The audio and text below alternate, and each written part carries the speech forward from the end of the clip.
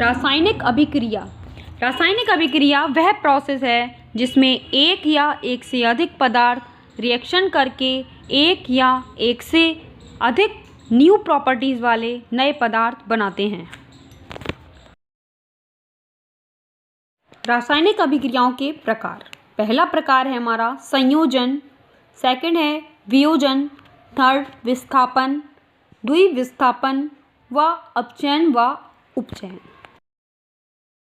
इस अभिक्रिया को हम एग्जाम्पल के साथ देखेंगे। एक बीकर में थोड़ा सा कैल्शियम ऑक्साइड तथा बिना बुझा हुआ चूना लेते हैं, बिना बुझा नहीं, बुझा हुआ। इससे धीरे धीरे पानी मिलाते हैं इसमें और बीकर को स्पर्श करेंगे तो क्या होगा। इस अभिक्रिया में कैल्शियम ऑक्साइड जो है वो जल के साथ मिलकर एकल उत्पाद कैल्शियम हाइड्रोक्साइड बनाते हैं। ऐसी अभिक्रिया जिसमें दो या दो से अधिक अभिकारक मिलकर एकल उत्पाद का निर्माण करते हैं संयोजन अभिक्रिया कहलाती है। ऐसी अभिक्रिया जिसमें दो या दो से अधिक अभिकारक मिलकर एकल उत्पाद का निर्माण करते हैं उसे क्या कहते हैं, संयोजन अभिक्रिया कहते हैं। ये टॉपिक बहुत इम्पॉर्टेंट है, ज़रूर पढ़ के जाएं, पेपर में ज़रूर आता है। वीडियो को अंत तक ज़रूर देखें, इसमें हम शॉर्ट क्वेश्चन, लॉन्ग क्वेश्चन सभी कवर करेंगे। अगली अभिक्रिया है हमारी वियोजन अभिक्रियाएं, जिसे हम इंग्लिश में डिकम्पोजिशन रिएक्शंस कहते हैं। ऐसी अभिक्रियाएं जिसमें एकल अभिकारक का उपयुक्त परिस्थितियों में दो या दो से अधिक सरल भागों में विभाजन होता है, वियोजन अभिक्रियाएं कहलाती हैं। इसको समझने के लिए हम 2 ग्राम फेरस सल्फेट लेते हैं और इसका कलर देखते हैं। अब हम इस नली को ज्वाला पर हीट करते हैं तथा गर्म करने के बाद क्रिस्टल का कलर देखेंगे। तो क्रिस्टल का कलर हमें क्या दिखाई देगा। पहले ये हरे भूरे क्रिस्टल थे, अब ये हीट करने के बाद लाल भूरे रंग के दिखाई देते हैं। Solid plus 7H FeSO4 2FeSO4 equal to, जब हीट दी जाती है इसको तो फेरिक ऑक्साइड में कन्वर्ट हो, तब हमें फेरिक ऑक्साइड, सल्फर डाइऑक्साइड तथा सल्फर ट्राइऑक्साइड प्राप्त होते हैं। हम देख सकते हैं कि इस अभिक्रिया में एकल अभिकर्मक टूटकर छोटे छोटे उत्पाद प्रदान करता है। यह एक वियोजन अभिक्रिया है। गर्म करने पर फेरस सल्फेट का क्रिस्टल जल त्याग देता है, क्रिस्टल का रंग बदल जाता है। इसके उपरांत यह फेरिक ऑक्साइड, सल्फर डाइऑक्साइड तथा सल्फर ट्राइऑक्साइड में वियोजित हो जाता है। फेरिक ऑक्साइड ठोस है जबकि SO2 तथा SO3 गैसेस हैं। अगली रिएक्शन है हमारी ऊष्मीय वियोजन। ऊष्मीय वियोजन क्या होता है।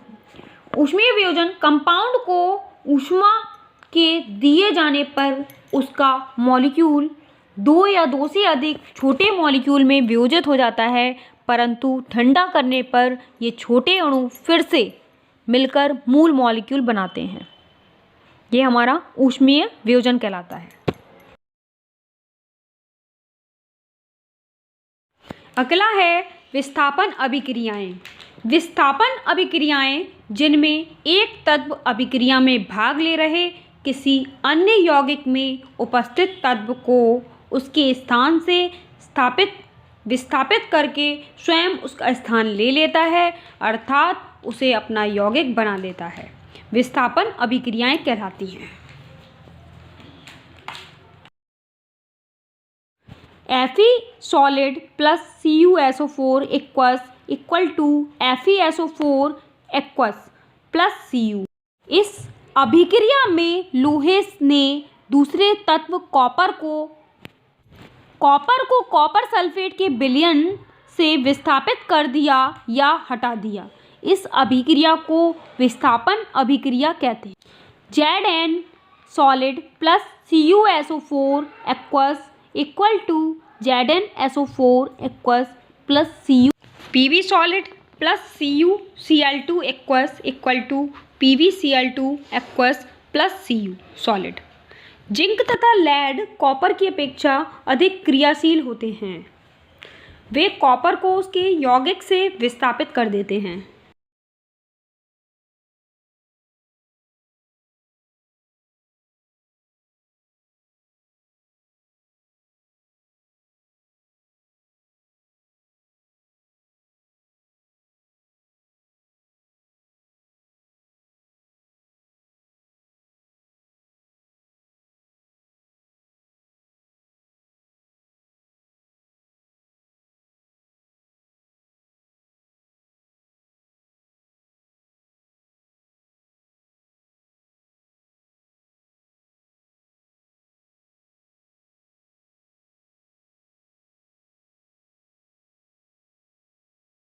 Chloride, barium chloride sulphate solution में तो सफेद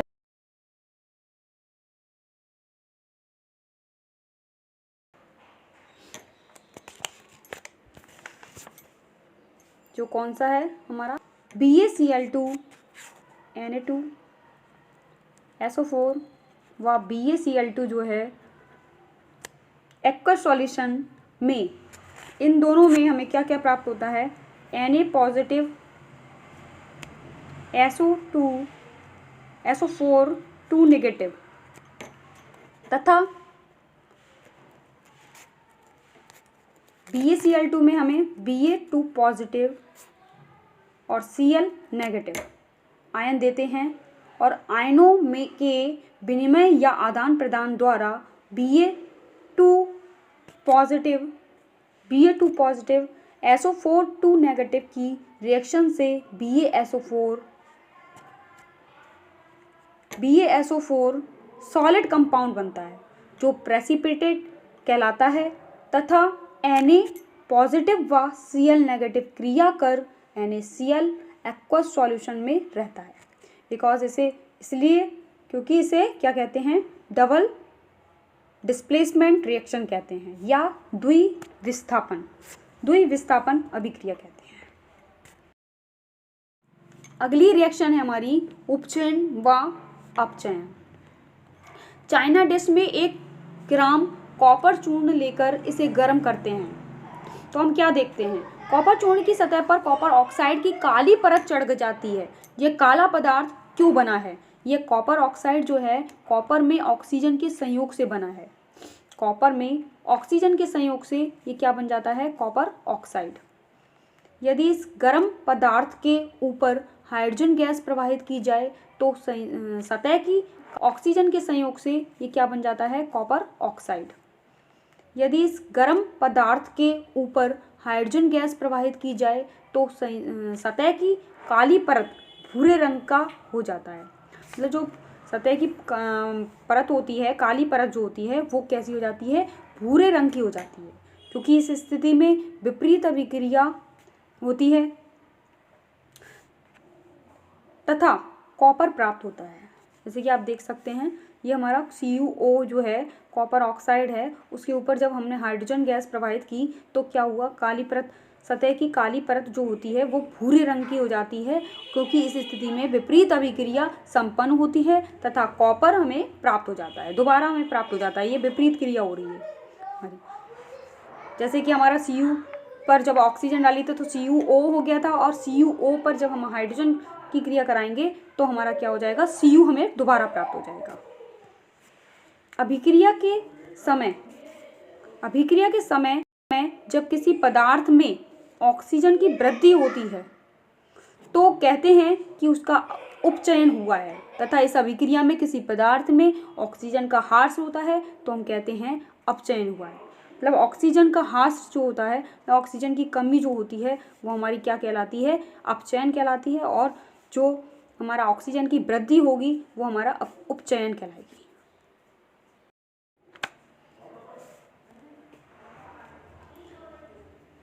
अब हम देख सकते हैं अभिक्रिया कॉपर सेकंड जो ऑक्साइड में ऑक्सीजन का ह्रास हो रहा है, इसलिए यह अपचयित हुआ है। हाइड्रोजन में ऑक्सीजन की वृद्धि हो रही है, इसलिए यह उपचयित हुआ है। मतलब ऑक्सीजन की अगर हम वृद्धि करते हैं तो हमारा क्या होगा, ऑक्सीजन की वृद्धि क्या कहलाती है, उपचयन। और ऑक्सीजन की कमी जो होती है वो हमारी क्या कहलाएगी, अपचयन। किसी अभिक्रिया में एक अभिकारक उपचयित तथा दूसरा अभिकारक अपचयित होता है तो इस अभिक्रिया को हम क्या कहते हैं? उपचयन, अपचयन या रेडॉक्स अभिक्रिया कहते हैं। जैसे कि हम इसमें देख सकते हैं CuO plus H2 equal to Cu plus H2O।